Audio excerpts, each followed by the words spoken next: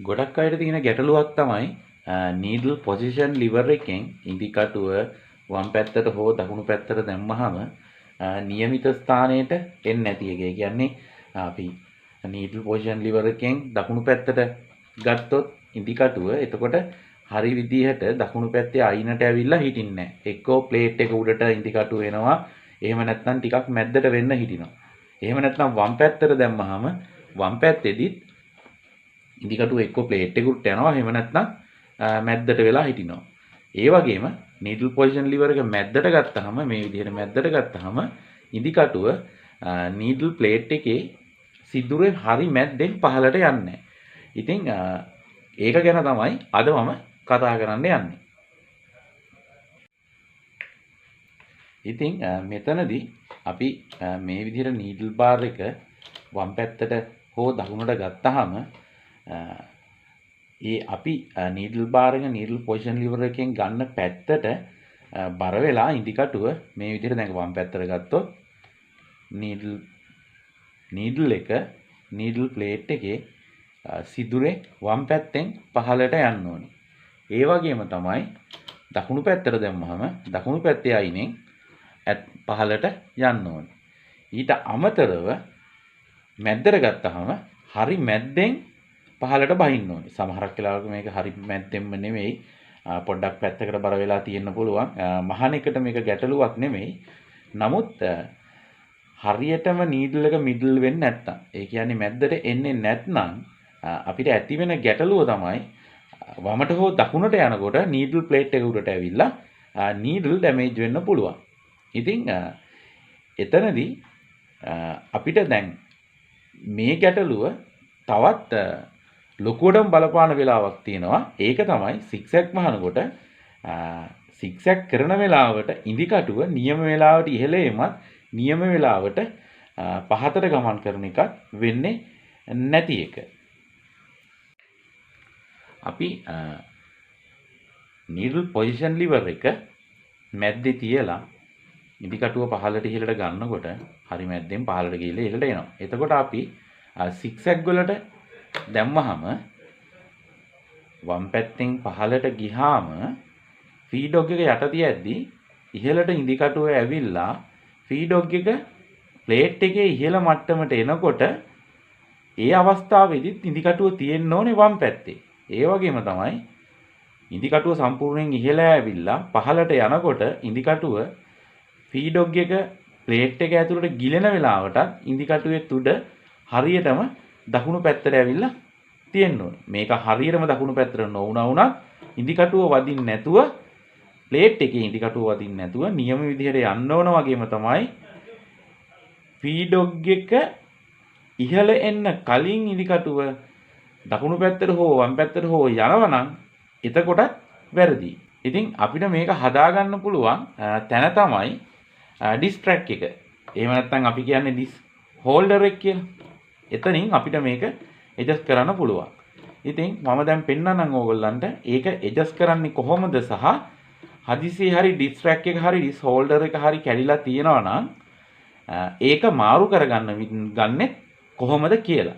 අපිට ඒ දෙකම එක වීඩියෝ එකකින් කතා කරන්න පුළුවන්. අපි බලමු ඒ වැඩේ කරන්නේ කොහොමද කියලා. ඔබට නැවතත් මම කියන්නම් මේක බලා ගන්න. අපි ඩිස් හෝල්ඩර් එක ඇඩ්ජස්ට් කළාට පස්සේ වෙන්න ඕන දේ තමයි මොන විදිහකටවත් වම් පැත්තට හෝ දකුණු පැත්තට ඉදිකටුව ආපුවාම ප්ලේට් එකේ වදින්න බෑ. ඒ වගේම තමයි නෝමල් මහනකොට නීඩල් එක මිඩල් කරපුවාම, ඒ කියන්නේ ඉදිකටුව ප්ලේට් එකේ මැද්දට තියලා තිබ්බහම නීඩල් පොසිෂන් එක වමට හෝ දකුණට නැතුව මැද්දට තිබ්බහම ඉදිකටුව නීඩල් ප්ලේට් එකේ හරි මැද්දෙන් පහළට යන්න ඕනේ. ඒ වගේම තමයි සික්සැක් මහනකොට නීඩල් එක පහළට ගිහිල්ලා ඉහළ එනකොට ෆීඩොග් එක ප්ලේට් එක මට්ටමට එනකොටත් ඉදිකටුව තියෙන්න ඕනේ වම් පස හෝ දකුණු පස. ඒ කියන්නේ මේක තවදුරටත් මම පැහැදිලි කරන්නම්. දැන් අපි සික්සැක් මහන වෙලාවට ඉදිකටුව අපි දැන් රෙද්දත් එක්ක මහනකොට රෙද්ද ඇතුලේනේ ඉදිකටුව තියෙන්නේ. එතකොට ඉදිකටුව සම්පූර්ණයෙන්ම උඩට එන්න කලින් ඉදිකටුව වමට හෝ දකුණට ගියොත් එතකොට රෙද්ද පැටලෙනවනේ. ඒ වගේම තමයි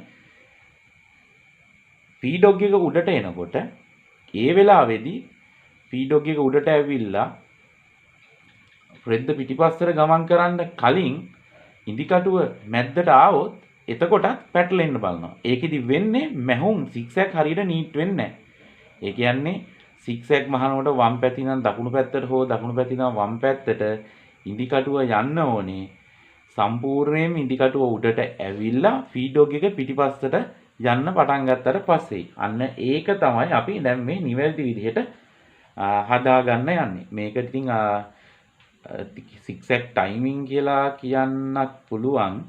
එහෙම නැත්නම් සාමාන්‍යයෙන් අපි කියන්නේ භාවිතා කරන්නේ නම් ඩිස්ට්‍රැක්ට් එක ඇඩ්ජස්ට් කරනවා කියලා තමයි. නීඩල් පොසිෂන් ඇඩ්ජස්ට් කරනවා කියලා කියන්නත් පුළුවන්. මේකේ තව නීඩල් පොසිෂන් හදන තැන් කීපයක්ම තියෙනවා. මම ඒවා එක එක වෙනම පෙන්නන්නම්. අපි මේ වෙලාවේදී කරන්නේ ඩිස්ට්‍රැක්ට් එක සහ ඉන්ඩිකටුව අතර තියෙන සම්බන්ධතාවයේ හරි විදියට හදාගන්න එක. අපි දැන් බලමු ඒක කොහොමද කරන්නේ කියලා.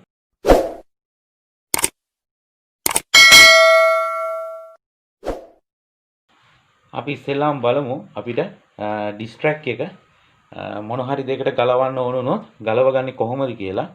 ඉස්සෙල්ලාම අපි කරන්න ඕනේ ඩිස්ට්‍රැක්ට් එක ගාව ඉස්සරහා තියෙනවා ෆීඩ් රෙගියුලේටර් එකේ ඉඳන් එන ෆීඩ් රෙගියුලේටර් ලිවර් එක. අපි ඉස්සෙල්ලාම ඒකේ ස්ක්‍රූ එක බුරුල් කරලා පැත්තකට කරගන්න ඕනේ. නැත්නම් අපිට මේ ඩිස්ට්‍රැක්ට් එක ගලවලා උඩට ගන්න අමාරු වෙනවා. ඊට පස්සේ අපි කරන්නේ මේ සිදුර ඇතුලෙන් කුඩා ස්ක්‍රූ පුණියනක් දාලා ඩිස්ට්‍රැක්ට් එක බුරුල් කරගන්නවා. ඇනේ බුරුල් කරනවා. ඇනේ බුරුල් කරලා ඉවර වෙලා අපිට පුළුවන් ඩිස්ට්‍රැක්ට් එක ගලවලා අතර ගන්න. ඉතින් අපිට මේ ඩිස්ට්‍රැක්ට් එක මාරු කරන්න වෙනවා. පුපුරලා වගේ තියෙනවා නම් ඩිස්ට්‍රැක්ට් එක බොහෝ විට ඩිස්ට්‍රැක්ට් පුපුරලා තියෙනවා. දැනුත් මේකෙත් පුපුරලා තියෙනවා. මේ මෙතන පුපුරලා මෙතන පුපුරලා මෙතන පිපුරුමක් තියෙනවා. මෙතන පිපුරුමක් තියෙනවා. ඉතින් හැබැයි පුපුරලා තිබුණා කියලා ඩිස්ට්‍රැක්ට් මාරු කරන්නේ නැහැ. ඩිස්ට්‍රැක්ට් එක පුපුරලා ගොඩක් ඈත් වෙලා තිබුණොත් එහෙම එතකොට හිර වෙන්න බලනවා. අන්නේ හිර වෙන වෙලාවට අපිට ඩිස්ට්‍රැක්ට් එක බුරුල් කරන්න මේ මාරු කරන්න වෙනවා. නමුත් දැන් මේක පුපුරලා තිබුණා වුණත් මාරු කරන මට්ටමට ඇවිල්ලා නැහැ. අපිට මේක තව පාවිච්චි කරන්න පුළුවන්. කැඩිලා යනකම්ම මාරු කරන්න එපා. මොකද මේක එකක් අපි ගන්න ගියාම මැෂින් එකේ තියෙන එක තරම් හොඳ එකක් මාකට් එකේ නැති වෙන්න පුළුවන්. මොකද බොහෝ තැන් වල තියෙන ඩුප්ලිකේට් ඒවා. සහ මේ පුපුරලා තිබුණාට මේක ගොඩක් කල් පාවිච්චි කරන්න පුළුවන්. ඒක නිසා අපි සාමාන්‍යයෙන් මේක මාරු කරන්නේ නැහැ. ඉතින් අපි අලුතෙන් එකක් යොදනකොට කරන්නේ අපි අලුතෙන් ගෙනාවු එක පරණ එක අයින් කරලා ඒක මැෂින් එකට හයි කරන එක. හරි. දැන් ඔබ දන්නවා මේක හයි කරන ක්‍රමය. ඊට පස්සේ අපි දැන් හිතමු මේක අලුත් එක් කියලා. අලුත් එක නැවත මේක ඇතුළට දානවා. ඔන්න දාන්න ගියාම දැන් හිරයි. ඒ හිර වෙන හේතුව තමයි ඒක ගැන තමයි අපි ඊළඟට කතා කරන්න යන්නේ. ඒක හිර වෙන්න හේතුවක් තියෙනවා. මම පාතට පාත් කරලා ඊට පස්සේ අපිට මාරු කරනකොට නැවතත් ඇනේ එකපාරට ගොඩක් තද කරන්න එපා. ඇනේ ලාවට තද කරගන්න. මේක ගැලවිලා උඩට එන්නේ නැති ගානට. හැබැයි හොඳටම තද කරන්නේ නැහැ. මොකද අපි තාම මේක හයි කරලා ඉවර නැහැ. හරි. ඊට පස්සේ අපි ගලවනවා ඩිස් පුලරකින් ඇදලා ඩිස්ක් එක. ඉතින් අර මේ ඩිස්ක් එක මාරු කරනකොටත් මතක තියාගන්න. ඒකත් මම මෙහෙමම කියන්නම්. ගොඩක් අය මේ ඩිස්ක් එක මාරු කරනකොට මේ පුලරෙන් ඇදලා ඩිස්ක් එක අයින් කරලා ආයේ දෙවෙනි පාර ඩිස්ක් එක දානකොට මේ සික්සැක් ලිවර් එක මේ පැත්තට දාලා තමයි ඩිස්ක් එක මාරු කරන්න උත්සාහ කරන්නේ. මෙහෙම තියලා. එහෙම තියලා මේ ඩිස්ක් එක දාලා ඊට පස්සේ මහලා බලලා කියනවා මැෂින් එක මැහෙන්නේ නැහැ කියලා.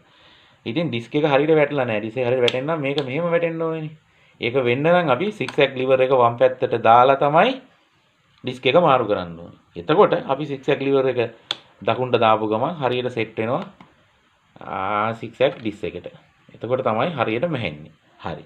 දැන් ඒකත් දැනගත්තානේ. ඊට පස්සේ අපි දැන් ඔන්න මේක ඇඩ්ජස්ට් කරන්න ඕනේ හරියට වම් පැත්තට දකුණු පැත්තට යන විදිහට ඇඩ්ජස්ට් කරගන්න.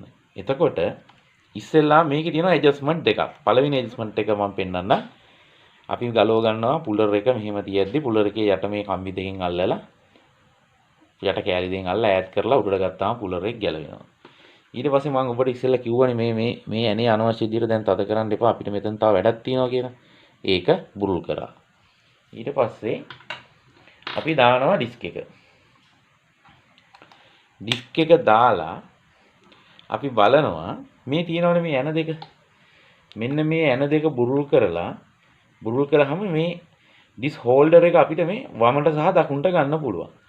ඒ වමට සහ දකුණට ගත්තාම අපිට දැන් හිතන්නකෝ මේක 6ක් මේ දකුණු පැත්තට ඇවිල්ලා තියෙන්නේ. අපිට මේ වමට සහ දකුණට අරගත්තාම මේ ඩිස් හෝල්ඩර් එක සහ ඩිස්ක් එකේ තියෙන නැම්ම හම් වෙන වෙලාව වෙනස් කරන්න පුළුවන්.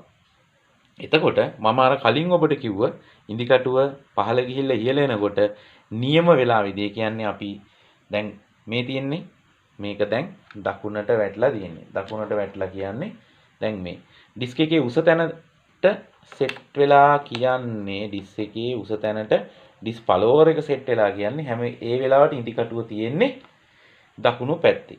ඔබට පුළුවන් මෙතන මේක කට්ටේ උඩ තියද්දි ඉන්දිකටුව තියෙන්නේ කොතනද කියලා බලන්න. ඉන්දිකටුව යටින් ඉඳන් එනකොට අයිනෙන් වෙන්නේ නැතුව මැද්දට එනවා නම් අපිට පුළුවන් මේ ඇන දෙක බුරුල් කරලා අවශ්‍ය විදිහට ඩිස්ක් එක සිදුර ඇතුලේදී රෙද්දත් එක්කම මැද්දට එන එක වළක්වලා වමට හෝ දකුණට අරගෙන සික්සැක් වලදී වමේ හෝ දකුණේ තිබිලා ඉන්දිකටුව මැද්දට එන එක පරක්කු කරන එක හෝ ඉක්මන් කරන එක අපිට පුළුවන් ඩිස්ක් එක මේ වමට සහ දකුණට කරකවලා හරි තැනට තියාගන්න. ඒක මෙන්න මෙතෙන්ට තියන්න කියලා කියන්න බෑ. ඔබ ඉන්දිකටුව හැසිරෙන විදිහ බලලා ඒකත් එක්ක තමයි ඒක ඇඩ්ජස්ට් කරන්න වෙන්නේ. ඒක කරන්නේ මේ ඇන දෙකෙන්. මේ ඇන දෙක බුරුල් කරලා ඔබට පුළුවන් මේක වමට සහ දකුණට කරකව ගන්න.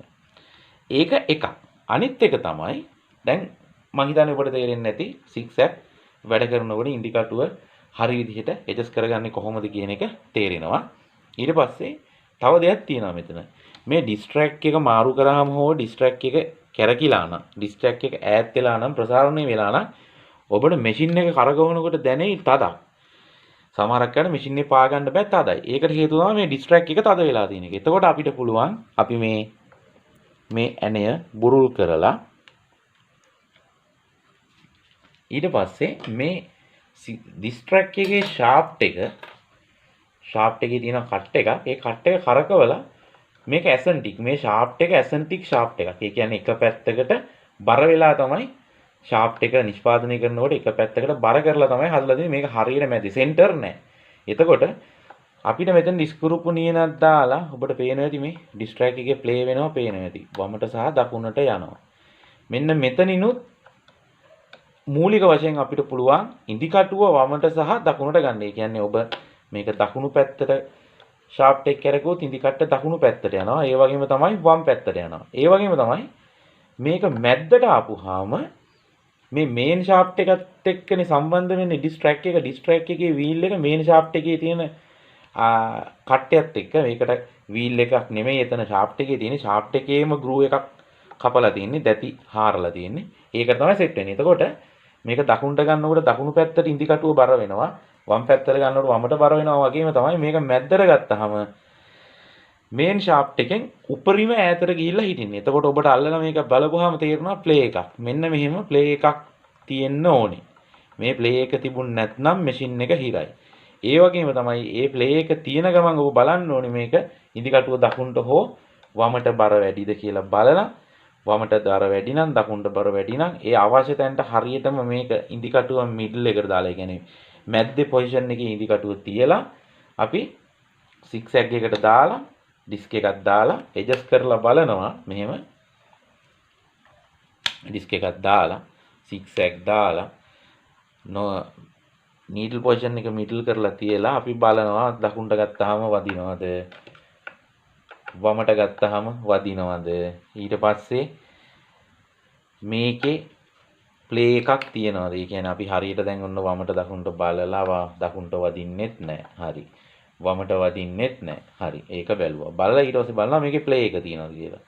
ප්ලේ එකත් එන විදිහට හදා ගන්නවා. මේ ප්ලේ එක තියෙන්න ඕනේ මේ ඩිස්ක් එකෙන් නෙමෙයි සම්පූර්ණ ඩිස්ට්‍රැක්ට් එක වීල් එකෙන් ප්ලේ වෙන්න ඕනේ. අන්න ඒ විදිහට තියලා මේක මිඩල් කරලා හදා ගන්නවා. ඒ කියන්නේ වම් පැත්තට බර වෙන්නත් බෑ, දකුණට බර වෙන්නත් බෑ, මැද්දට බර කරලා වගේම මේකේ ප්ලේ එකක් තියෙන විදිහට මේන් ෂාෆ්ට් එකට හිර වෙන්නේ නැති විදිහට තියලා ඊට පස්සේ අපිට පුළුවන් මෙතනින් ඇනේ හොඳට තද කරලා ඉවර වෙලා නැවත ඩිස්පුලර් එක හරියටම මේ උඩ තියෙන වොෂර් එකේ කට්ට දෙකක් තියෙනවා. ඒ කට්ට දෙක මේ ප්ලාස්ටික් කට්ටෙට කෙලින් හිටන විදිහට තියලා ඩිස්පුලර් එකේ තියෙන කට්ට දෙක ඇතුළට බස්සන්න. එතකොට මේක ඇද්දට ගැලවෙන්නේ නැහැ. පුලර් එක හිර වෙලා තියෙනවා. ඊට පස්සේ අපි ඩිස්ක් එක මේකට දාගන්නවා. නැවත වරක් zigzag lever එකේ ඉඳන් එන needle position lever එක ඇනේ දාලා තිබුණ විදිහට නැවතත් high කරගන්නවා. ඉතින් මූලික වශයෙන් ඕක තමයි ඩිස්ක් ට්‍රැක් එකක් මාරු කරන්න වුණාම මාරු කරන ක්‍රමය සහ ඩිස්ක් ට්‍රැක් එක ඇඩ්ජස්ට් කරගන්න ක්‍රමය. ඉතින් මේක එකපාරටම සමහරක් වෙලාවට ඇඩ්ජස්ට් කරන්න ගියාම ඔබට නුහුරු නිසා එකපාරටම පළවෙනි පාරම හරියටම කරගන්න අමාරු වෙයි. පොඩ්ඩක් try කරන්න ඇනවල පොට අරගන්න එපා. කලබල වෙන්න එපා. හිමින් සැරේ කල්පනාවෙන් වෙන්නේ මොකක්ද කියලා බලාගෙන මෙතනින් ඔබට මේක වමට දකුණට ඇඩ්ජස්ට් කරනකොට හිඳි කටුව දිහා බලාගෙන ප්ලේට් එකේ සිදුර ඇතුලේ හිඳි කටුව හැසිරෙන්නේ කොහොමද කියලා බලාගෙන හරියට තියාගන්න. එතකොට හිඳි කටු කැඩෙන එක නවත්තගෙන අක්‍රමවත් විදිහට නැතුව ක්‍රමවත්ම සික්සැක් මහ ගන්නත් පුළුවන්. ඉතින් මම තව වීඩියෝ එකකින් ඊළඟ දවසේ ඔයගොල්ලෝ හම්බෙන්න එන්නම්. subscribe කරන්න බැරි වෙච්ච කට්ටිය channel එක subscribe කරලා bell icon එක click කරලා තියාගන්න. යාළුවන්ට දකින්න වීඩියෝ එක share කරන්න.